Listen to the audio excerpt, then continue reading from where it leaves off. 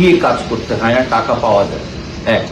দুই, টাকা নেওয়ার আরেকটা নিয়ম হচ্ছে আপনাদেরকে বলা হয় আর্টিস্ট ফোরামের কার্ডের জন্য একটা বিশাল টাকা লাগে। এক হচ্ছে আর্টিস্ট ফোরামের কার্ডের জন্য কোনো বড় টাকা লাগে না।